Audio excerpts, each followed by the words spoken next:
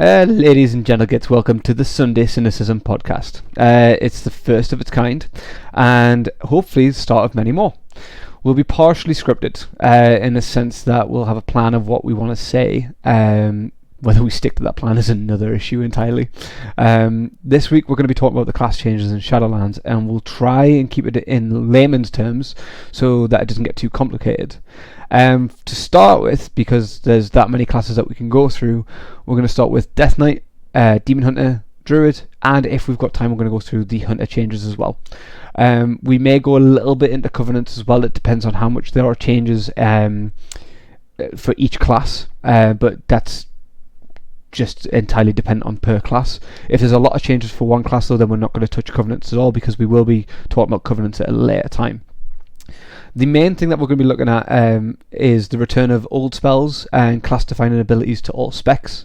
But just remember that these changes are subject to change up until the release. So by the time the release comes out, this podcast might be completely outdated, and there may have been massive changes. But the main thing that we're looking at is the fact that many abilities that were previously removed for some classes, or made into talents as part of their pruning process over the past few years, are now kind of returning to players as a baseline. That's things such as maybe things like might be for consecration for a paladin may no longer just be rare or pro. I don't even know. I haven't played a paladin that long. It might come back to holy as well. But we've had some examples already, such as totems, auras and stuff. Totems come back to shamans, auras coming back to paladins, and we're going to be looking at some more of those. But first thing is first, I'm going to introduce myself. I am Reese. I am an officer in the guild, the Cynical Gits guild on Silvermoon in Europe. I've been playing the game for about 10 years, and I've kind of tried to go hardcore. Never really spent too much time doing it, but enjoyed what I did of raiding. To be honest, I do a lot more raiding now than what I used to, and I mostly play Brewmaster Monk, and I tend to tank a lot for the guild in Mythic pluses and heroic raids. Damien, if you want to introduce yourself. Hi, I'm Damien. I am a warlock in the guild. I've been in the guild for about a year, I'd say now. I am a raider with the guild. I try and do as much content as I can, although when it's not there, you know what it's like. But I'm mainly a warlock. I play a lot of Demon Hunter as well. Yeah, cool. Kinda me. Amber, you're up. I'm up. Hey, I'm Amber. I've been in the guild for about 2 years. Actually, one of the founders of the guild. I don't actually have a main right now. I kind of don't do any of the raiding content or anything. I'm quite happy just being social, leveling, trying new things out as I go along. So the layman terms is really going to help for you. Exactly, absolutely. So considering I say I play a lot of alts, I haven't actually played any of these characters you're going to cover yet, apart from Hunter, but that was back in Draenor. So this is going to be fun. Big Ounce, when you ready. I'm Big Ounce. I've been playing WoW on and off pretty much from vanilla. Really started playing hardcore in Cataclysm. Attempted my first raiding in Cataclysm, and wasn't really sort of my kind of game style, but then ended up going back to it at the end of Warlords of Draenor, and have been getting curve ever since. Sadly, the only Horde represent here, but what can you do? Traitor. And I'm currently 10 out of 12 Mythic, here to give the higher end perspective of what these changes could bring. Cool. So that's everybody here. For those watching the video, Damien is known as his handle Nax. That's my fault for just kind of dropping his name like that. But what we're going to do is we are going to start with Death Knights and continue from there. So to kind of start with, Death Knights are getting a few abilities back to all their specs. For starters, there's Death and Decay is coming back to every spec. Anti-Magic Zone, Lichborn, Raise Dead, and Chains of Ice. Now, that's going to be usable in every spec. And Sean, you're more of a Death Knight player than anybody here. Yeah. Do you want to talk a little bit about what you know so far? Because you said you've been watching alphas and stuff like that. So, currently, right now, as things look and how things play, Death Knight are looking to be a really good class to pick up in Shadowlands. Like, with the return of a lot of their utility in the form of like anti-magic zone. Like right now, anti-magic zone I think is like a 30% magic damage reduction, so it brings a lot of utility back to the DK that they've been missing. Is that 30% on the alpha? Yeah, right now. Cool. Other than that, like obviously with a lot of defensives and stuff coming back in the form of Lichborn, I'm pretty sure that is only for Unholy. But another thing that's coming back that quite a few people might remember if you've been playing for a long time is a two-handed frost, which a lot of people are looking excited. Yeah, we're going to cover that in a second. We're just kind of wanting to go over the base abilities first. So like Death and Decay is going to be on every spec. Anti-Magic Zone is no longer going to be just a PvP talent. What do you know about Lichborn? Is that because that is a tank spec PvP talent? Is it going to be is it coming back to every spec but still being a PvP talent, or is it? I'm pretty sure it's just Unholy, and it is sort of like it's almost similar to what the Undead racial is, if anyone knows what that is. Obviously becoming immune to like fears, charms, sleeps, Stairs, but it also and stones, yeah. it also causes them to gain 10% leech. So it looks like it could be a decent defensive, to say the least. We're also getting Raise Dead back for all Death Knight specs as well, which is going to be kind of nice, because it brings back that essence of, Death Knights are raising the dead, whereas it was just Unholy doing that for a while, using their pets as a kind of just the damage. But now it's going to be on every spec again, so the Blood TKs are going to have them. I can see them possibly getting Sacrificial Pact back with that, to sacrifice the pet to gain the health back as a Blood TK. That's also going baseline. Awesome, amazing. And again, we'll go back to Chains of Ice as well. Chains of Ice is kind of a pretty incredible kiting tool in PvP. And it's I can see it being pretty useful in Mythic Plus as well for kiting for Blood DKs if you've got one of those heavily bolstered mobs. If they stick to the bolstering affix, or if they've got something like it. If you've got one of those heavily bolstered mobs, the Blood DK could probably just like death grip it so he's got the aggro, hit it a couple of times, then Chains of Ice and just kite it around the room, so he doesn't get taken too much damage while the DPS are killing it. I can see that being a thing again. Whereas at the minute they're using the Death and Decay for the slow, aren't they? Yeah, but the thing is, the slow from the Death and Decay is actually quite powerful. Yeah. Like it starts at 90%. So with that kind of kiting power in an AoE, having a single target Chains of Ice is really going to be that big of a difference. Yeah. I mean, it's going to be one of those things because I can imagine it being one of those things then if it's Death and Decay is on cooldown, you use Chains of Ice instead. Because Chains of Ice isn't a PvP talent, so it's going to be, if it's still not dead and you still don't want to get hit by it, Chains of Ice maybe? I don't know. Yeah. Anyway, we'll go more specifically into the kind of specializations. We're looking at Blood first, with Blood Tap and Rune Tap kind of coming back as default abilities. So Blood Tap is, I think it was previously removed completely. Is that right? No, it was a talent. Oh, it became a talent. Okay. And Rune Tap is also coming back from being a default ability from being a talent as well, which will be quite nice. I'm interested in how the talent changes are going to happen, if they've taken out spells as a talent, because the way I'm looking at it right now, I'm literally just looking at the abilities on the Wowhead list, and I haven't seen the new talent trees yet. I wonder if I can find them though. Give me a second. So basically, DK Shadowlands talent trees.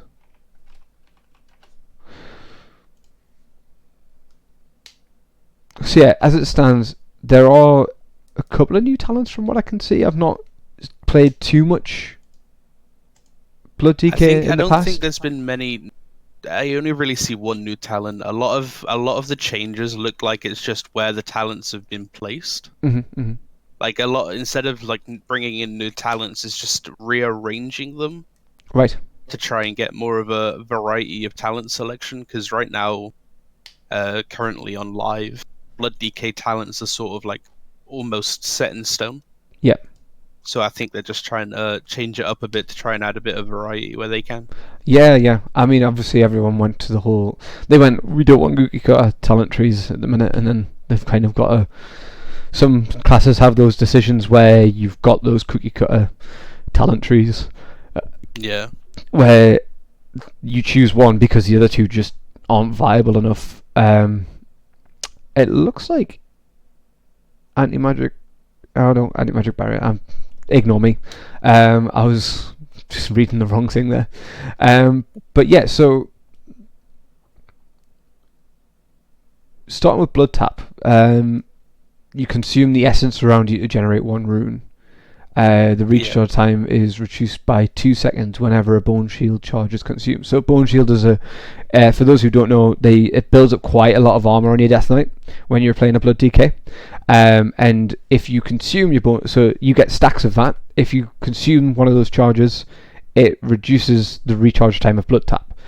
But what does it mean because it's been a while since I've used Blood Tap? What does it mean when it's saying consume the essence around you? What do you have around you? Like, what ability is that, or is it a passive? Or so when it comes into terms of Blood Tap, I think it's literally just flavor text when it's saying consume the essence around you to generate a shard. Okay, like that's it's just flavor text for the spell. Fair enough. That's my inability to play DK right there.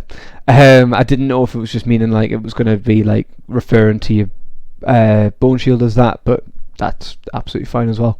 And then obviously Rune Tap is just a generic damage reduction cooldown. It's a 30% damage reduction for 4 seconds, which it's all damage, so it's not just physical damage, it's not just magic damage, it's only for 4 seconds, and it's got a 25-second recharge, and it has 2 charges. So you're going to be using this kind of like, I guess, like a survival instincts on a druid, apart from it's not as big as a damage reduction because druid survival instincts is like 50%. The thing is with sort of the thing with Rune Tap is it's one of those sorts of abilities. If you know you're taking a big hit anytime soon, and you don't think just like the standard armor from Bone Shield is going to be enough, then yeah, you'd pop Rune Tap on top of it and pray pretty much, because unfortunately there's just not much in the way of defensives for Blood DK. Yeah, fair enough. So going back to what you were saying earlier, then we've got Frost DKs coming up as well. So the next step, like part of what we'll cover, is Frost DKs. So now they're going to be able to change between 2 one-handed weapons or 1 two-handed weapon again, which is going to bring back possibly the Frostdrake build for PvP. Possibly. Like, it's hard to say right now, right? Because we don't know what scaling is going to be like between dual wield or two-hander, so it's going to be hard to sort of like go from there. Yeah. I think getting Frostworm's Fury back baseline is quite a big deal for Frost. Like, it's been such a staple for the spec. Like, the fact that they've finally decided to make it baseline is a pretty good idea, in my opinion. Absolutely. Because it's just one of those things where I felt like that should always just be a standard cooldown on a Frost DK, because, well, you're a Frost DK, you've got a Frostdrake, like an undead Frostdrake doing frost damage. Making that a talent rather than just a I also spell, but I also feel like it was quite underwhelming though, like compared to like the other options on that same row. Yeah, so now that it's baseline again, I think Frost are gonna get their AoE back. Yeah, that's good to know. It's good to know. Is there anything else that may not be listed on Wowhead that I'm missing? That you've seen in alpha play, or anything like that in terms of Frost DKs? Not really. Like a lot of alpha players are playing Unholy right now. Mhm. Like I just think Unholy is doing really well. Yeah. On the alpha currently. Mhm. So I think people have just been playing that over the Frost DK. Yeah. Well, moving on to Unholy then, we've got Summon Gargoyle is back as a default ability and is no longer a talent. I've never been happier. Yeah. So it's going to be... for those of you who don't know, Summon Gargoyle is... you summon a Gargoyle. It's a 3-minute cooldown, and it bombards one target. Is it just a single target for 30 seconds? Yeah. The Gargoyle gains 1% increased damage for every 2 runic power that you spend to summon the Gargoyle. Is that right? Yeah, so Cool. basically the way they've redone Gargoyle is a lot like how the Arbiter used to play back in Legion. Yeah. Which obviously like a lot of Unholy DKs actually enjoyed the playstyle of, like myself included. So basically... So being able to have that back has been a really good point for us. Yeah. If... I'm just curious here because I've not played Unholy before. If the target that the Gargoyle is attacking dies before the 30 seconds is up, does it just move on to the next target that you're attacking? Yeah. Cool. So you can get that Gargoyle, let's say, to put it in layman's terms, if you've got 50 runic power and you use it, it's going to do 50% increased damage. If you spend a full 100 runic power? Or does it go higher than that now? I think baseline it's 100, but I can't quite remember. Okay, that's fine. But if you spend 100 runic power, then you get 100% increased damage because of the amount of runic... Oh, sorry, no, you get... 50. Sorry, yeah, so 25% if you've got 50 runic power, and 50% if you have... 25% if you've got 50 runic power, and 50% if you've got 100 runic power at the time that you summon the Gargoyle. So it'll spend all of that runic power that you currently have, and it'll do increased damage based on... 1% increased damage based on every 2 runic power that you spend. No, that's not how it works. I'm just reading it from the spell tooltip on so Wellhead. The way it works, so it doesn't actually cost runic power. Okay. So basically the way it works is it's pretty much just a click and forget ability, but for every runic power you spend while it's active is what will increase its damage. Oh, okay, so it starts doing more and more damage as you spend your runic power while it's alive. Okay. Yeah. Okay. So we've got Army of the Damned is a talent now.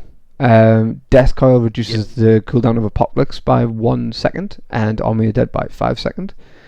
And it's got the Azurite trait Magus of the Dead baked into it. So literally, part of the Army of the Damned talent now is going to be Magus of the Dead. Kind of what they're doing with like making Glimmer Paladins an actual spec next expansion. So when you use Apocalypse or Army of the Dead, you additionally summon a Magus of the Dead for 20 seconds who hurls Frost Bolts and Shadow Bolts at your foes, dealing a certain amount of damage single targetedly. So if you take the talent Army of the Damned, Death Coil will reduce the cooldown of Apocalypse by 1 second and Army of the Dead by 5 seconds. It's also going to give you, when you pop Army of the Dead or Apocalypse, you summon one of those Magus of the Dead that you get from the Azurite traits at the moment. I think the way it reads currently is a bit sort of like wonky. So Army of the Dead is like being reduced by Death Coils and Epidemic Casts, which is a talent that you can get, is baseline, I'm pretty sure. Okay. Like, I'm pretty sure that's going baseline. With Army of the Damned, as you've said, it's coming back as a talent, and it'll just sort of augment the Army of the Dead that you already have. Mm-hmm. So instead of getting this whole new ability, it'll just augment the ability you already have, and it'll just summon a Magus of the Dead as well. Mm-hmm. Cool. But yeah, it's baseline with the cooldown reduction coming in. Cool. I think I've just seen the reason why Unholy DKs might be the most played kind of spec that you've seen on the alpha plays, because mastery, the mastery for Unholy Decay's Dreadblade now affects your minions as well as you, so it increases the damage of your shadow damage abilities by a certain percentage depending on how much mastery that you have. But because your pets are now doing extra damage because of it, the overall damage is probably going to be massively higher unless you kind of do a stat reduction on that. Yeah, the overall damage is now like so much higher thanks to the mastery change, but it was definitely a mastery change needed, as it was the only pet-based class currently in live without that sort of buff to pets as a mastery. Alright, like okay. BM hunters have it, demonology warlocks have it. So I mean, it only made sense to give it to the one other class-based class, right? Yeah. Pet-based class, not class-based class. You keep you right. So we are now with that in Death Knights. They look like they're going to be in a really good place, especially Unholy. Frost DKs are kind of, I imagine they're going to be a kind of thing where it's see how it plays out, and then I think depending on which way people are going to go about it. Yeah, I think right now, because a lot of the streamers and stuff are having so much fun playing Unholy, Frost isn't really getting the time of day. And it might also be like possibly a numbers thing, like maybe the numbers aren't tuned correctly for the two-handers yet. Yeah. It's still alpha, so it's still subject to change. Yeah, exactly. But tank, like Blood, is also looking really good. Yeah, just from those as it is right now. 2 abilities that are coming back, like that are no longer talents, because you just get them as a baseline. You don't have to make a choice to have those anymore. You just get them as a bog standard. So it's looking really good. I might end up going back to Blood DK at some point just to try it, but I've never really played it that much of it. We're probably going to go on to Demon Hunters now. We're about 20 minutes in. We're going to keep going. I want to try and get through Demon Hunters and Druids. We don't want to really go over an hour on this. We'll try and get Hunters in as well, but if not, we'll do that next time. So Demon Hunters are really not getting that many changes in terms of a list from what I'm looking at on Wowhead. It's now that Fury is the secondary resource for both specs, rather than them having 2 different Fury and Pain, which was their secondary resource before. Immolation Aura is now usable by both specs, which was originally a Havoc talent rather than a Vengeance talent. So it's usable by both specs. Do we know if that's going to be a talent, or if it's just going to be baseline for both specs? I think it's going to be baseline, but I'm not 100% yet. It was usable by both beforehand. I think so. Tank Demon Hunters actually do have Immolation Aura as well, but that comes standard to them. So from what they're saying, I think they might be getting rid of it as a talent and just keeping it baseline in general. So where Havoc at the minute they can talent into it, where Vengeance have it as standard, they're either going to just make it either both talents or both standard. So that's one of the biggest points of it. They're looking at tanks. They're also putting Fell Devastation. It's going to be standard on them. So realistically now, both specs are going to have a form of I-beam. Which is quite a big thing to come back. There's not many things coming back, mainly because they're the newest class to have been made, so nothing's been taken away from them. They're more just tuning them a bit more, so reducing cooldowns, lowering. It's like the blur. That's the damage taken at the minute is 35%. But they're taking that down to 20%. They're lowering. They're lowering the Blade Dance cooldown from 7.4 seconds down to 6 seconds. So it's a lot of bits like that where they've looked at the class and said, well, this part makes them too overpowered. Let's take that down on Blur, or the cooldown on one of their major abilities, Blade Dance, is a bit too long. Let's drop that down a little bit. But yeah, there's not Yeah, so as you've just said, Fury being a shared resource now. So where one had Fury, one had Pain, it's now both having Fury. Pain. Uh, I am my scars. Yeah, but it's looking pretty good. yeah, So, I mean, my problem with Demon Hunters is always just I feel like there's like not enough abilities. So Yeah. me being a sort of, I tend to play tanks more than anything. I genuinely feel like Vengeance doesn't have enough abilities. Fell Devastation is interesting as a default spell. It gives them an extra ability. It's quite nice. I'm just looking as well that Demonic, the passive that Havoc Demon Hunters usually get, is gonna cause a part that causes you to enter demon form for 8 seconds after it finished dealing damage. It's going on to tanks, if I'm right, yeah. Yeah, that's right. So what we're probably going to end up seeing is people taking that and then getting the free metamorphosis for 8 seconds to get some reduced damage. Is that right? So metamorphosis in. Yeah. Yeah, metamorphosis in. And sorry, it's the leech. It's the actual leech. It's not reduced damage, which is really good for demon hunters. it could.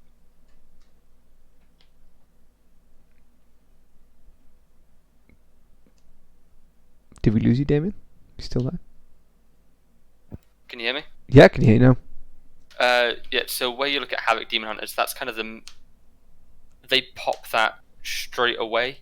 Mhm. They like meta is a massive thing. Where for tanks, it's more of a kind of I'm gonna die, pop it, and then survive. Mm-hmm. Or you pop it kind of before expecting taking a lot of damage, so you can be ready to leech Yeah, that heal it's back. more of your major defensive. Yeah. With a 4-minute cooldown, I should hope so. So yeah, they're going to be getting that demonic. The option for demonic is a vengeance talent, the same way that Havoc Demon Hunters do, when they use Fell Devastation, which is quite nice. But Fell Devastation is also, well, like you say, it's got that heal anyway.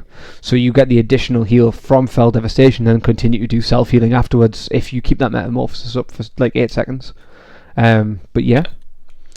Like I said, not too many changes to Demon Hunters. If you guys want to chime in any questions or anything like that, that's absolutely fine. Yeah, I know absolutely nothing about Demon Hunt. I've always wanted to play one, but never gotten around to it. I mean, I'm so absolute noob when it comes to Demon Hunt. Is there only 2 specs for Demon Hunters? Yes. See, So- didn't even know that. So there is Havoc and there is Vengeance. Havoc is the DPS spec and Vengeance is the tank spec. I usually get them the wrong way around, but correct me if I'm wrong. But they're looking quite good in the sense that, well, Vengeance is getting an extra ability. Immolation Aura is now for Havoc as well as. Oh no, sorry, it was a Havoc talent. So they're also getting. So it was Vengeance standard and then Havoc talent, which Yeah. it's pointless having it as a talent for Havoc, mainly because it is something that Havoc take constantly anyway. Mhm. So it's more of a need for them. Yeah. So taking it off the talent bar is a big thing because it means It's kind of moving they have away something from that. else to go in there. Yeah, and Vengeance is going to look probably like quite a promising tank as well as we talked about Death Knights because they're getting something else that we're getting a lot of leech and healing back. Mhm. Well, we're just getting a lot more of it with Fell Devastation going on and the demonic ability going with it. So it's going to make them a lot more versatile and they're going to have a better utility on staying alive. Mm-hmm. Mm-hmm. So you're going to probably see a lot more of those when they bring out Mythic Plus again, things like that. Yeah. So it's because there's not too many changes. It's more quality of life changes for Demon Hunters. Yeah. Is there anything we should be aware of any of the Covenant abilities that might kind of help them or give them any additional abilities in terms of what are they getting? There's a few bits, so it's like, do you want me to run through all of them now, or would you prefer? Just an example would be good.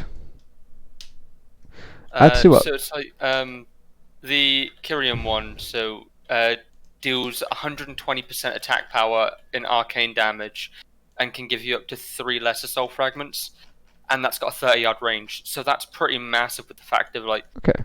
if you've got a standard like high-end damage anyway, you're getting 120% of that, and then the soul fragments, which give you your health back, you're getting 3 of those straight out the bat. Okay, so I've just opened that page up on the Wildherd thing. So it's called Elysian Decree. As it stands, it's called Elysian Decree. That might still change. Which they are getting another sigil, because they kind of work around their sigils, don't they? Place a Kyrian sigil at the target location that activates after 2 seconds. When it detonates, it deals 120% of their attack power as arcane damage, and shatter up to 3 lesser soul fragments from enemies affected by the sigil. So for those people, I'm guessing Amber might be in the same boat here. What do the lesser soul fragments do? Yep. I was waiting for you to chime in there. Yep. So what is it the lesser soul fragments do for demon hunters? So the lesser soul fragments are it's kind of like when you use on Havoc, it's Chaos Strike. You've got a chance to kind of take away a bit of their soul and their health, and then if you go and pick up that soul fragment, you get health back. Okay. So one of them can give you quite a bit. I think it's can get up to 10% or 20% health back. So imagine having 3 of those on the board. Yep. You can get up to 60% of your health back.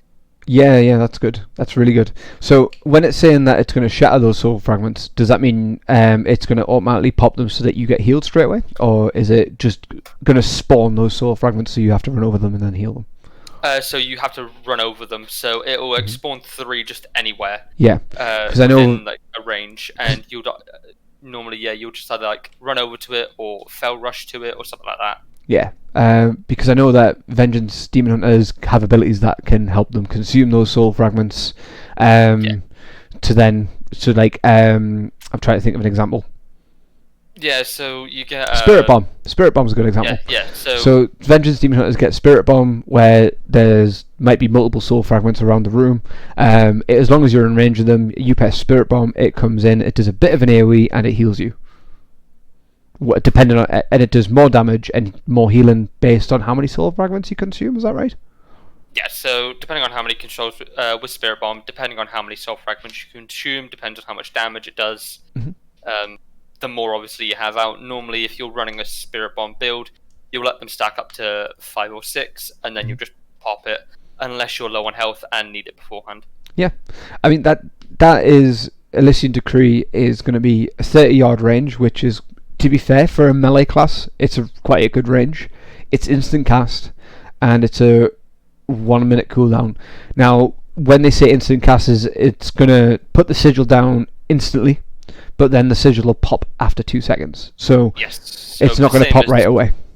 Yeah, it's the same as all the other sigils. So sigils, it's about 2 seconds afterwards. It's a bit of an odd one because it starts off small, then gets bigger, and then pops afterwards. It's kind of like a little bomb in that sense. Yeah. Like we say, that's a good start to kind of looking at the Kyrian, like the Covenant abilities for Demon Hunters, and it kind of gives us an idea of what we might be getting from other Covenant. We are going to do a full kind of, if this kind of podcast gets enough traction, we are going to do a full kind of session on the Covenants, or the Covenant abilities. I don't know how much there is to Covenants at the minute. There could be quite a lot. There might not be very much. But if, like I say, we've got enough traction, we will be covering each class's abilities that they'll get from each Covenant. So stay tuned for that one. If you're interested, we're just kind of giving it a brief overview for those classes that might not have many changes, so we can talk a bit about them a little bit longer. By the way, Amber, if you do have any questions, no matter how simple that they might be, just jump in. I'm trying to. It's quite interesting.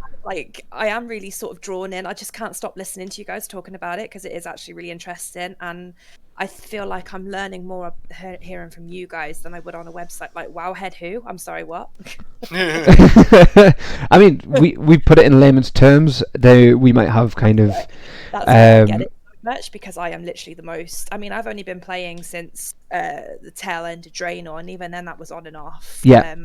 I signed up just on a whim. Friend recommended the game to me, and I literally just, like I said, my first ever character was a hunter, but I had no idea how to queue for dungeons, didn't even know that kind of thing existed.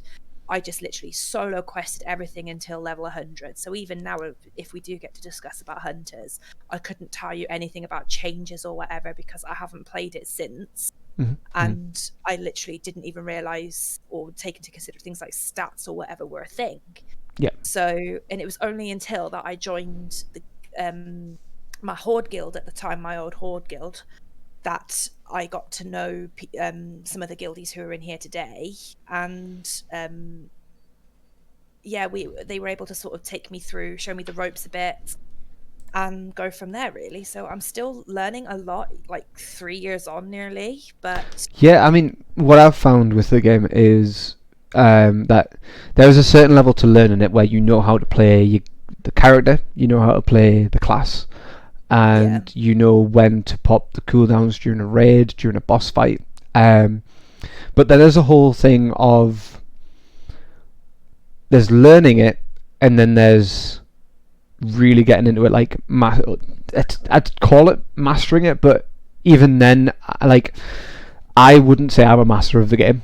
Like, I know for a fact that like if I'm running through Mythic Pluses, I will pop my cooldowns on cooldown because it means more damage overall all the time. Yeah.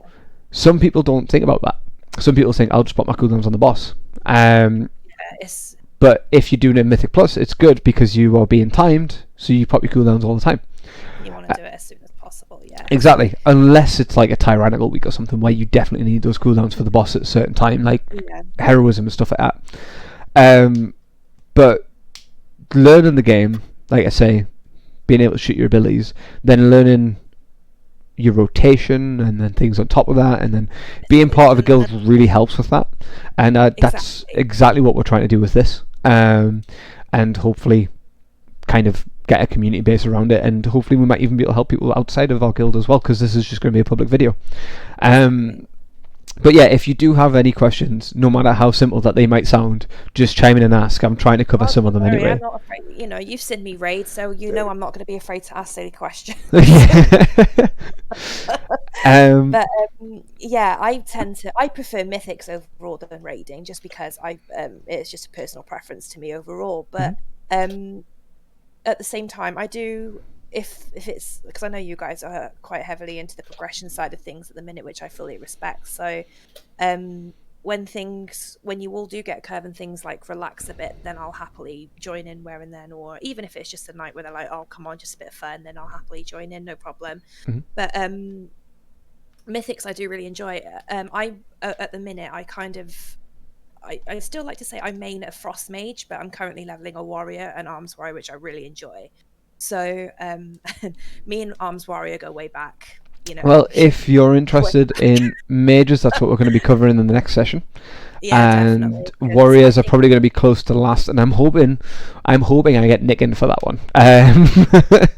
Yeah, and I mean, you got people like Mace as well who are currently playing Warrior. We've got quite a few Warriors in the guild at the minute, but so what we're going to look at next, just to kind of stop ourselves from going off on that tangent of talking about the guild too much, is Druids. Now, Druids have got a lot of changes, but that's just because they've got 4 specs. Now, the main thing that's kind of catching my attention is that Cyclone is coming back for every spec, which was previously removed, and it was only a PvP talent, I think, for Resto and Balance. Correct me if I'm wrong. Anyone? What ability was this? Sorry. Cyclone. Yeah. So Cyclone was a PvP talent for, I think. Is it Resto and Balance? Resto, Balance, and Feral. I think Right, Feral okay. got it as a PvP talent as well. But now it's coming back for every spec. I'm not sure if it's going to be a PvP talent or not. No, it's going to be baseline for all. Oh, is it coming back as a standard CC like it used to be? Yeah. So it's going to be up there with like polymorph and stuff like that. Kind of. It's only Possibly. it's not long. It's like 6 seconds. Yeah. So it's going to be sort of like soft CC. Well, if it's not going to be like your minute-long polymorphs. Yeah. Well, what I was thinking is if they're bringing it into away from PvP talents and it comes into PvE again, I can imagine against PvE targets it might last as long as a polymorph. It maybe I might be wrong. It might just last as long as a blind or something like that. But you know, we'll see. because that's how it used to work as far as I'm aware in Wrath. It was more like a polymorph than anything else. But we're also getting back Ferocious Bite, so if you're in cat form, you can still, if you're, no matter what spec you're in, if you're in cat form, you get your combo point spender, which not every spec had at the moment. Every spec gets Barkskin. Every spec gets Stampede and Roar, which was just Guardian and Feral up until the new expansion. It was before WOD. I think it was it was for every spec. Yeah, I can't and then remember WOD if it got they had made it in Guardian and Legion. Feral. But I Iron can't remember Fur, if it was in Legion either. yeah, Iron Fur is also coming back as well, and that'll be for bear form only. But it'll be in bear form for every spec.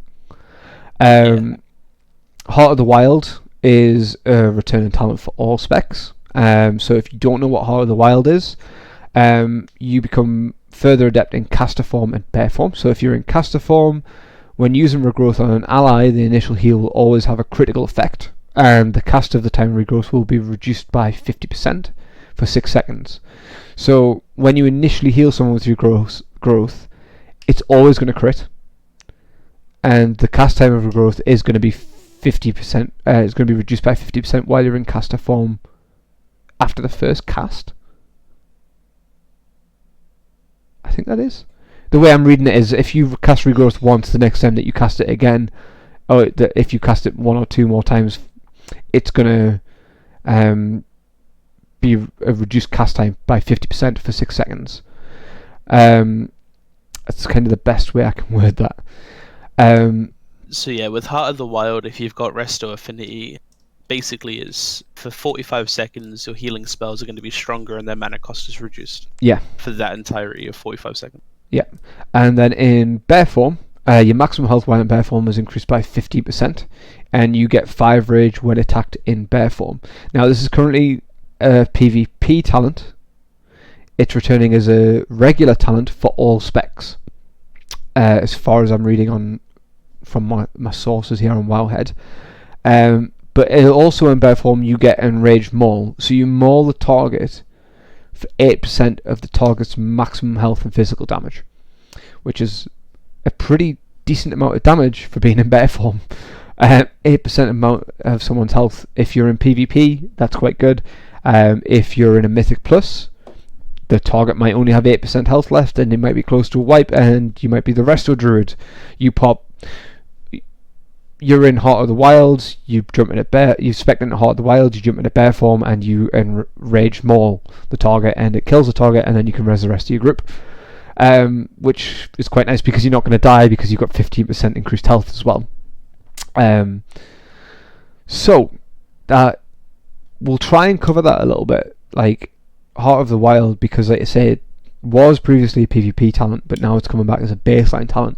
It is probably still going to be used mostly in PvP from what I can see, but I can see it being used in the new dungeon that might be coming up as well, like the solo dungeon, the one where you can be like 1 to 5 people in this dungeon. We're not going to spend too much time on that, but if you remind me what it's called, that'd be great. It's Torghast, Tower of the Damned. Tower of the Damned, Torghast. So this is going to be a 1 to 5 person dungeon. You can solo it, or you can have 2 people, 3 people, 4 people, 5 people. I can see Heart of the Wild being really good in that if you're attempting to solo, because if you're a balanced druid, you're technically in caster form, and your regrowth is going to be healing you more.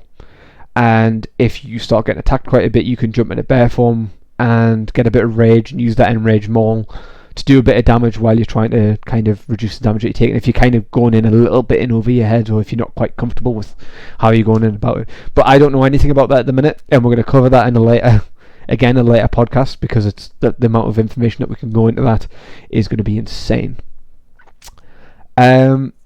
Druid for me is something, again, I've always wanted to try, because like you said, you've got a selection of different specs that you can go to.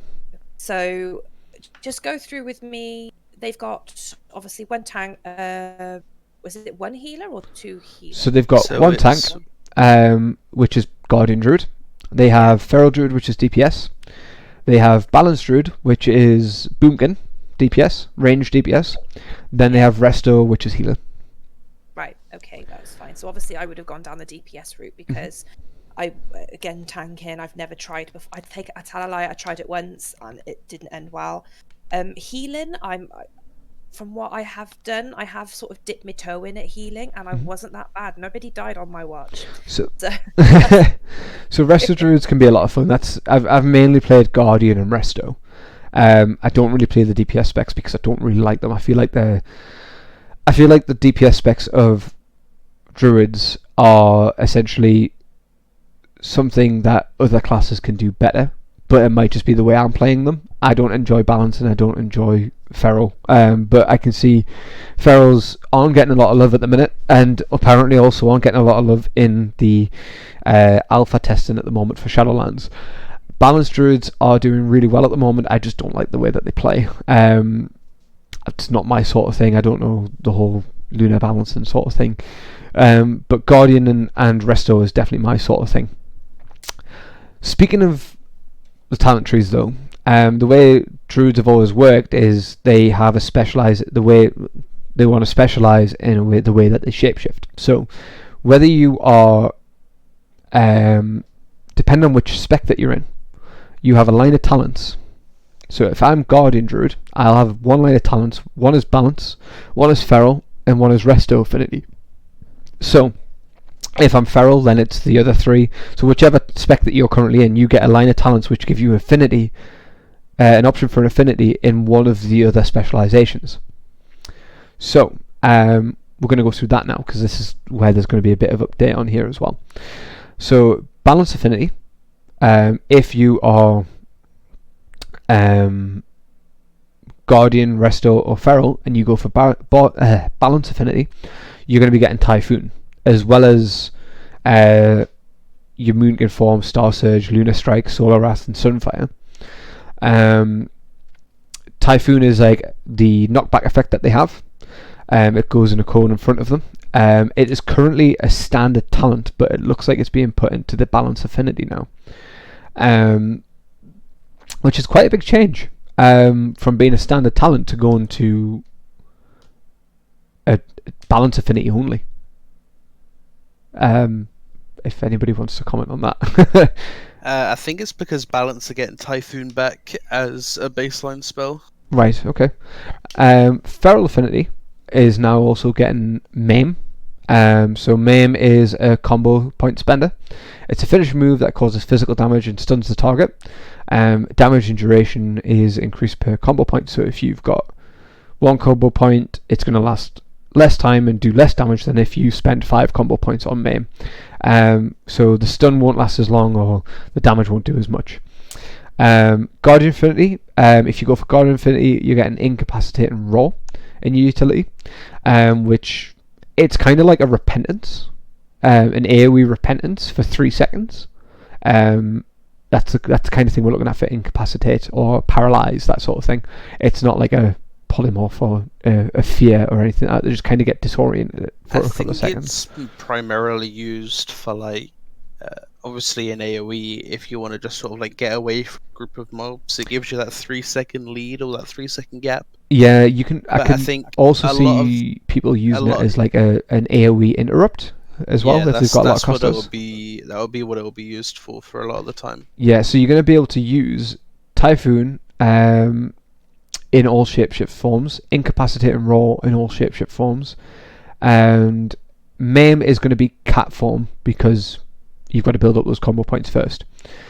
And now Resto Affinity is now getting Ursul's Vortex, so Resto will be getting Ursul's Vortex, I imagine, as a base, the same way Guardian Affinity will be getting Incapacitate and Raw, and Balance Affinity will be getting Typhoon. So Ursul's Vortex is now the talent tree as it stands at the moment. You choose between Ursul's Vortex, Typhoon and something else. Can't remember what it is off the top of my head, so please excuse that. Now, the ones that I've always gone for is Ursul's Vortex or Typhoon. Now it's going to be you either go for Balance or Resto. Now your Resto Affinity gives you Rejuvenation, Swift and Wild Growth and your Seer's Gift. So those are just standard heals. But you're also getting that Ursul's Vortex now as well. So you're going to be speccing into your normal spec, and then your affinity is going to be by the looks of it, defining your utility in CC. That's what it looks like. Yeah, so like you can already see going with like a feral affinity, you've got more damage and more control over sort of like a single target, with maim being a single target stun. Whereas with Guardian and Resto, you've got more of an AoE impact. Obviously, with Incap Raw being like an AoE interrupt, or just a way of creating that gap. Or even with Resto Affinity, having Ursul's Vortex can be quite powerful if a tank needs to run away, or you say you've pulled too much that you can't really deal with, trying to run away, but they're just too quick. Yeah.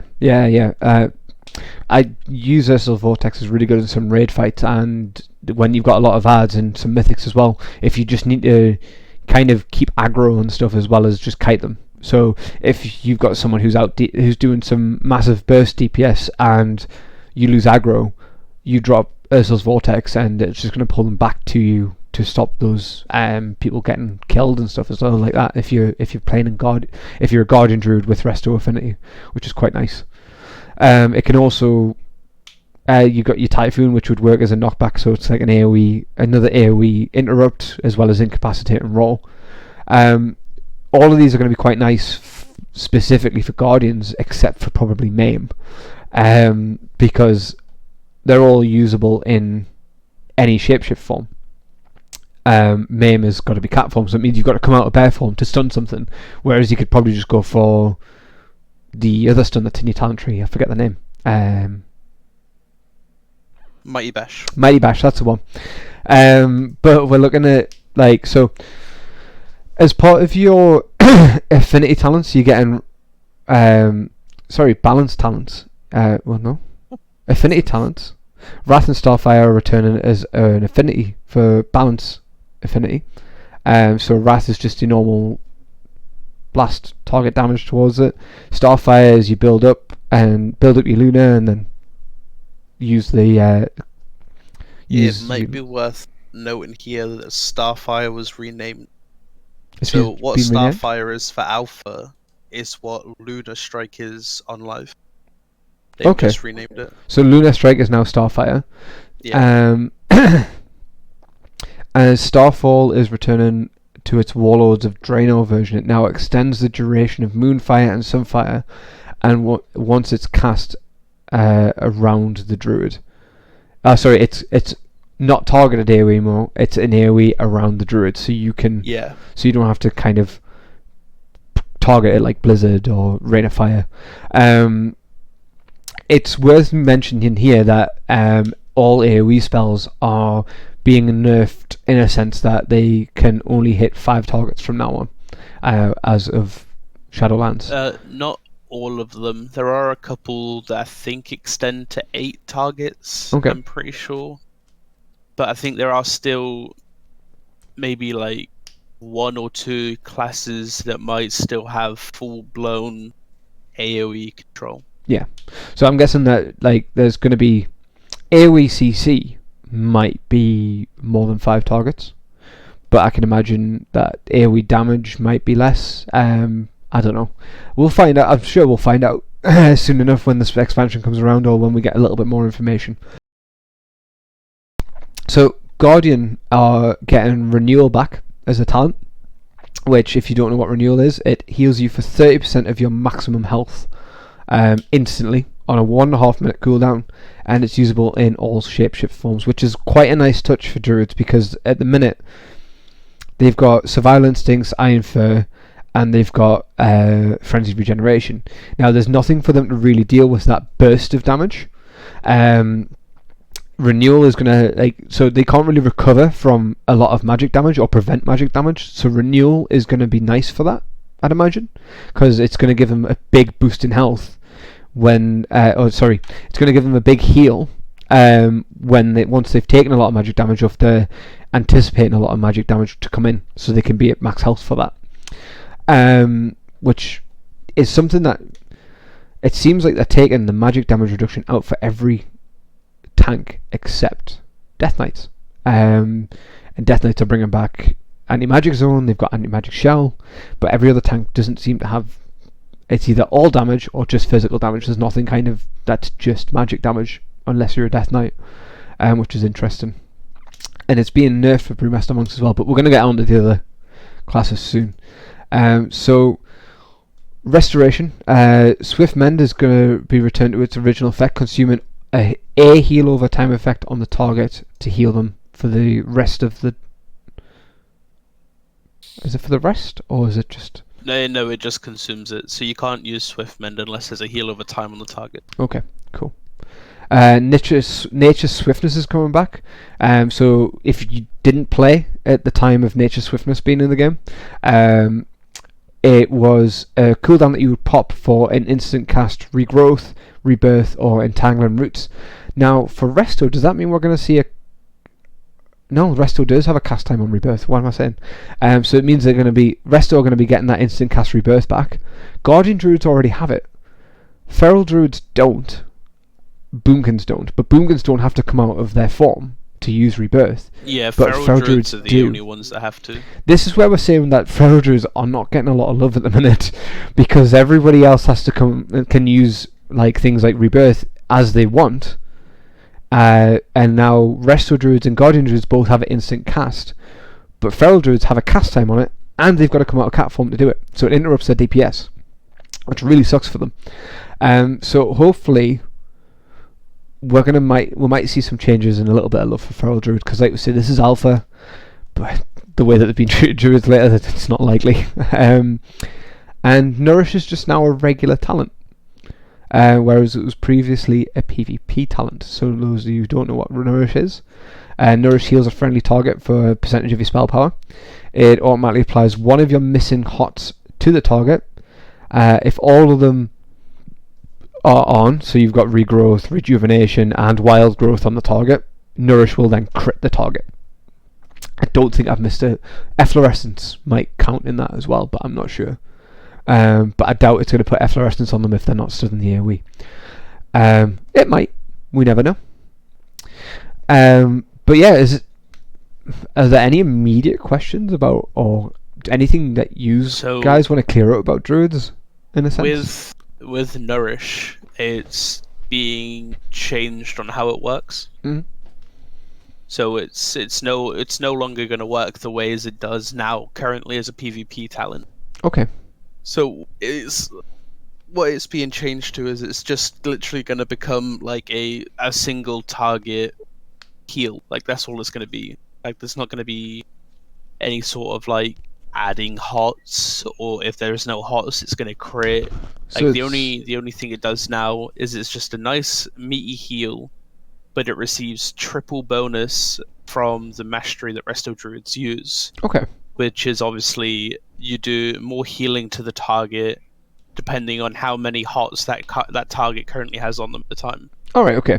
So if you have 3 hots on them, it's going to do a lot more healing with the mastery. Yeah, so with 3 hots, let's say, just to put it into like layman's terms, so say you've got 3 hots on the target as a Resto Druid. Yeah. You heal them. That heal will be 60% more powerful because of that, and say it's like 20% per hot. Mm-hmm. Mm-hmm. Whereas if you were to cast a Nourish and it had 3 hots on the target, with the mastery that'd be 60%, but because Nourish gains triple benefits, that'd be 180%. That heal would be 180% stronger. So it looks like Nourish is coming back as essentially the previous heal and touch of what Druids used to have then. Yeah. Because that big meaty heal with a bit of a cast time for them, so that they don't just have to constantly rely on their hots if there's a big chunk of damage coming in for the tanks, or if they have to spot heal the tanks or anything like that, you know. Because the chances of Wild Growth is probably going to land on the tanks as a smart heal. You're going to be using Regrowth on the tanks anyway, and possibly Rejuvenation just to top them up. But you always have your Druids for your raid healing anyway. Yeah. But if you do end up needing to spot heal the tanks, then you know that that's going to be there to use like Heal and Touch used to be, because Heal and Touch was their big meaty heal before it was removed after Cataclysm, was it? What, Healing Touch? Yeah, it was removed, or was it just a PvP talent now? I think it was removed for BFA. Like, I'm pretty sure you had Healing Touch back in Legion. Alright, okay. I didn't play much in Legion, so... but yeah, I think that's just about all we have time for. This is where I'm getting around. Amber, as our resident social member in the podcast, Hello. do you have any burning questions that might kind of point out to you of anything that we've kind of gone through today that you don't really understand? Or is it kind of been alright for you?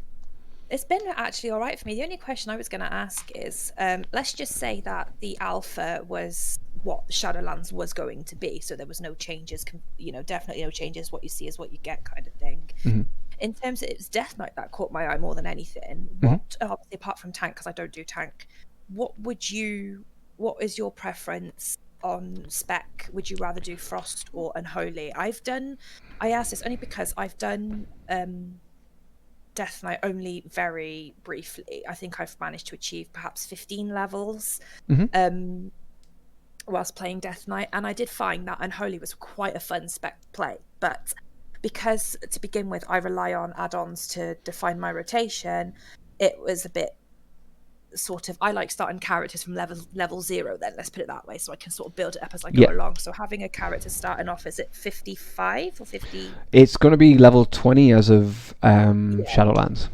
Okay, so level 20 then. So, but at the minute it's 50 odd, isn't it? So obviously starting a character with, I feel a bit sort of, I can't seem to get around how to sort of sort out my rotation, having to sort something else, sort of my moves out, that my attacks out, that kind of thing. So I'd like to start from level 0 then, shall we say level 1, and just go from there. That's just my own personal preference, but which is never really why I pursued Demon Hunter either, because again, but like I said, when Shadowlands is released, because you start at such a low level, it might be just that kind of, not, I don't want to say a little bit easier, because it's not going to change so much, because obviously I know the level cap is 60, but still, I think, it's kind of hard to explain it, but I know what I mean. But what would you guys go in terms of Death Knight? Do you think Frost is the way to go? Do you think, or do you think right now? I think for me, I have like an incredibly biased opinion, and for me, going into Shadowlands, it is 100% Unholy. Yeah. So like they're bringing Gargoyle back as sort of like a darker arbiter form back in Legion, and back in Legion I was an Unholy Death Knight main. Yeah. So hearing the class basically go back to what is Legion Unholy is really exciting for me. So in my opinion, Unholy would be the spec to go for. But at the same time, Frost is always nice to play. Like it's quite simple to get to grips with. Yeah. As there's like so many procs and stuff for Frost. It is pretty much just press what glows. Yeah. If like, so like a lot of the times like add-ons aren't needed for Frost, as like a lot of the damage comes from these abilities that proc because they have chances to crit or they cost nothing, stuff like that. So like you've got like two sides of the coin really. So like you've got Frost, which is quite basic in how it plays, but can also do really well with people being able to play it better and better as it goes on. Yeah. And then on the other side of the coin, you've got Unholy, that's rotation is a bit more ingrained to the point of like there's more to control. But they're both decent to pick up and both pretty decent to play. So right now, you could play both if it goes live as is. Yeah, that's good to know. Okay, cool. I'd keep meaning to sort of dust off my Death Knight, because people at the minute, I know it is quite a fun spec, it's just something I didn't really give enough time to properly get into. But it is something that I do want to... Yeah. So... Well, with that, I'm going to say that we don't have enough time for speaking about Hunters. I feel like we've gone in quite a bit of detail about the classes that we've already covered. if you're interested in the next one, it'll probably be Hunters, Mages, Monks. Monks have quite a few changes, and so do Paladins, so we'll probably just keep it to the 3. If you have any questions about this podcast, or anything we might not have covered, or anything that's not clear, feel free to ask them in the comment section. We'll answer any questions, and we can also answer them in the next podcast if you want, so that it's there for you to kind of go back to or refer to and not lose it. But yeah, so this has been the first podcast. I feel like we've kind of been a bit more successful. It was a little bit more formal than I kind of expected to be, but I kind of wanted to do something a bit formal, something a bit we'll have a bit of fun with the next few, but it's nice to know that we can break this down and probably help you guys understand what's going to be changing in Shadowlands and put it into layman's terms, so that we can really help people understand what's going to be happening next expansion before it happens, so you can prepare. But like I say, by the time Shadowlands comes out, this might have changed, so it might be completely outdated, so we'll see what happens. Speculation way of things though as well, isn't it? So yeah, exactly. When talking about the podcast though, realistically, when changes do come around, we can always talk about things. So if they release a big patch full of changes, to say they change Warlocks, Demon Hunters and Druids, we can always just do another full episode on updates, changes and things like that. So once we get through all the classes, if any changes occur to the classes that we've already covered, we could always do a revisited section of those classes, to say this is what's changed. But because there's so much happening in Shadowlands already, I kind of want to get it gives us an idea of what's already changed, what kind of changes are coming in. So if we don't get a time to do that, then that's fine, but we'll keep you updated. I'll put a link in the description for where we're getting our information from Wowhead. Sean, if you have any other places that you get your information from, feel free to let me know, and I can put that in there as well, if you guys have anything like that. But yeah, so if there's any questions, let us know, and we'll happily answer them. I'm going to say thank you guys for your time today. We've gone over a little bit of an hour, but I'm not too much. And hopefully we're going to have a little bit of a rotation of people for these podcasts. And we'll see what we can get done in terms of helping people learn what's happening. And we'll get different members of the guilds and different members of the guild involved, and it won't all just be Shadowlands specific. So we're going to start off with Shadowlands stuff and then kind of branch out from there. But yeah, thanks for your time, guys, and we'll end the podcast there. Thank you very much. Catch you guys later.